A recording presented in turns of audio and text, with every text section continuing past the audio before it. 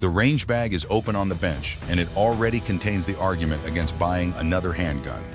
2 holsters, 3 scratched magazines, half a box of 9mm, an optic tool that disappears whenever I actually need it. And beside all of that sits a perfectly good pistol. That is the problem with ranking new handguns in 2026. Most of these guns are better at something. That part is easy. The hard question is whether they are better enough to replace the closest practical alternative already doing the same job in your life. Maybe that is last year's version. Maybe it is another configuration from the same family. Maybe it is the pistol you already have paid for, fitted to a holster, supplied with magazines, and learned well enough that the controls happen without much thought. So I am not ranking these by prestige, price, or how dramatic the launch looked. I am asking one thing. How much meaningful improvement does the new gun give you, and how much ownership value do you have to destroy to get it? 7 new handguns. 7 very different answers. And the gun at number 1 is not the one that changed the most. Tell me which one actually earns the switch for you, and what you would be replacing.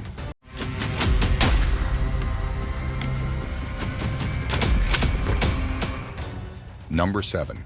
Ruger LCP MAX with Magpul EHG. I originally had this little Ruger much higher. Then I looked harder at what actually changed in 2026. That matters. The factory LCP MAX with Magpul EHG gives you the new grip geometry and texture, a 13-round magazine, and a package that makes a tiny pocket pistol easier to get a useful amount of hand around. That is real.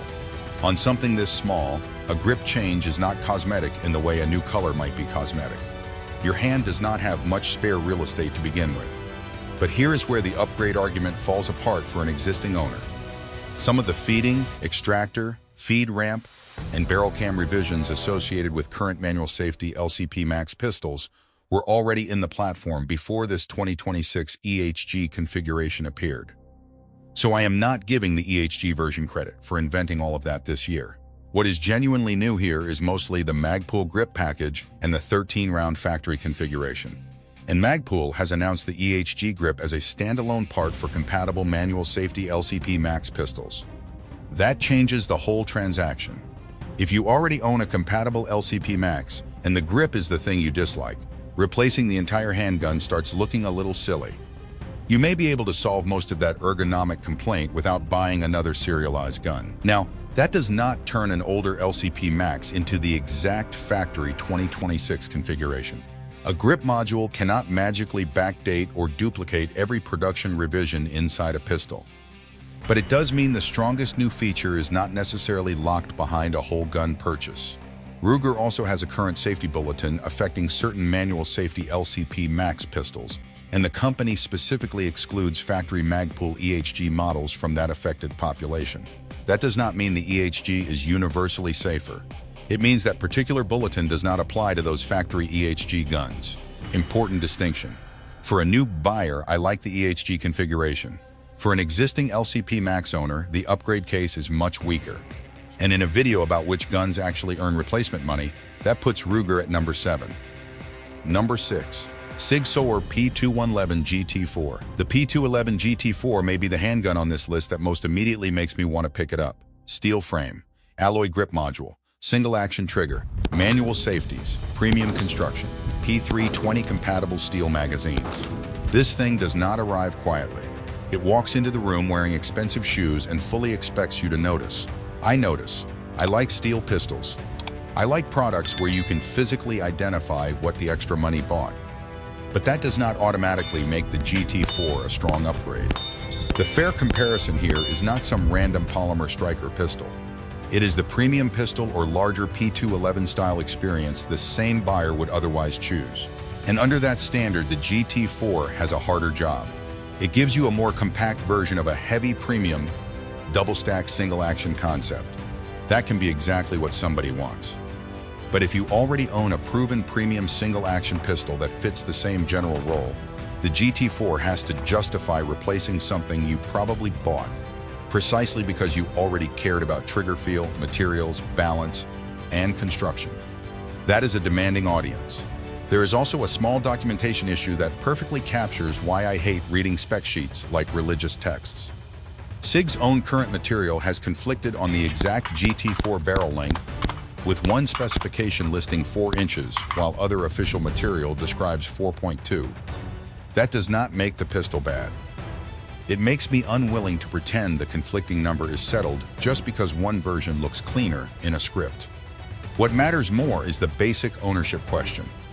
Does the GT4 give a premium single-action owner a meaningfully better job fit, or does it mostly give him another premium single-action pistol he wants? Those can feel like the same thing right up until the credit card bill shows up. I would happily spend range time with this gun. I am much less certain I would replace a good premium pistol just to get it. Number 5. FN309 MRD.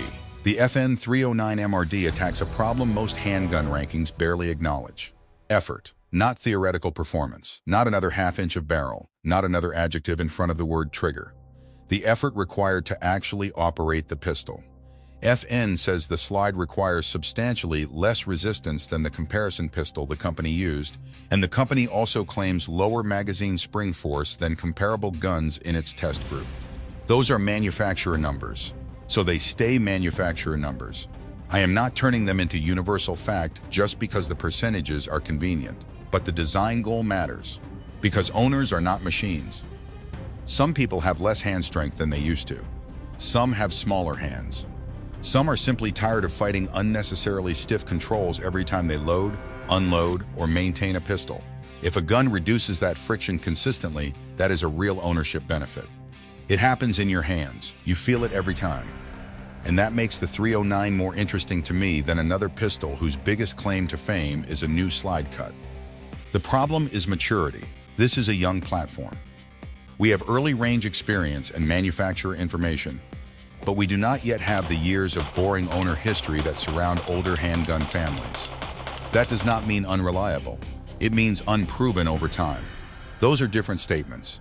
I am willing to reward FN for attacking a useful human problem. I am not willing to award the platform 5 imaginary years of ownership history because I like the idea. For the buyer whose current pistol is genuinely difficult to manipulate, the 309 could feel like a substantial upgrade. For the buyer whose existing handgun already works comfortably in his hands, the case becomes much less urgent. Useful idea, promising execution. Still too young for me to push higher than number 5. Number 4. Heckler & Koch VP9cc. If you were an HK owner waiting for a genuinely small VP family pistol, the VP9cc finally answers that request. This is not merely a short and full-size gun. It moves this is the VP9. We have a 10-inch. And that matters because roll change is one of the few things that can make replacement money feel immediately rational. A pistol can be excellent and still be too large for the job you actually need done. The VP9cc gives you the familiar HK emphasis on grip fit, interchangeable backstraps, ambidextrous controls, and a low-mounted optics architecture in a much smaller package. That is a meaningful change, especially if staying inside the VP family matters to you. But then the transaction walks in. The optics-ready VP9cc carries an MSRP over $1,000. Now the question is no longer whether a micro HK has a purpose. It obviously does. The question is how much staying inside that HK ecosystem is worth when the micro-compact market is already crowded with mature alternatives. I have owned equipment like this before. You pick it up and immediately see where it fits into your life. Then the price brings over a folding chair and sits down beside you. The other caution is evidence maturity. Early hands-on reports can tell us what happened with individual samples. They cannot give a brand new micro pistol a decade of field history overnight. So the VP9cc earns points for solving a very real size problem. It loses them because the buyer pays a substantial premium for the privilege. If your existing HK is simply too large for the role you need, this may absolutely earn the switch. If you just want a good micro 9mm, the argument becomes harder. Right product, expensive solution. Number 3. Springfield Armory Echelon 4.0 FC. The Echelon 4.0 FC is one of those configurations that makes immediate sense when you hold the idea in your head. Compact 4-inch upper, full-size grip, full-size magazine capacity, same central operating group concept, same general Echelon operating system. It is a crossover configuration, and it exists because the slide and the grip do different jobs. The shorter upper can make the package easier to live with in certain roles. The full-length grip gives the hand more room and preserves the larger magazine format. Simple. Useful. No 12-minute launch video required to understand why somebody might want it. That gives the 4.0 FC a strong case against the closest Echelon alternatives. But Springfield created a wonderful little paradox for itself. The central operating group is one of the strongest arguments for the Echelon platform. The serialized chassis makes the system modular. And the better that modular system works, the harder it becomes to convince an existing owner that every new configuration deserves another complete pistol. That is not a criticism of the gun. It is almost a compliment. If the platform lets you change enough around the serialized core, then an owner should at least ask whether the configuration problem can be solved without starting over. Still, this is where the 4.0 FC beats the guns below it. The ownership disruption is low. You are staying inside a familiar family. You are not changing the basic operating concept. You are not buying into a completely different control system.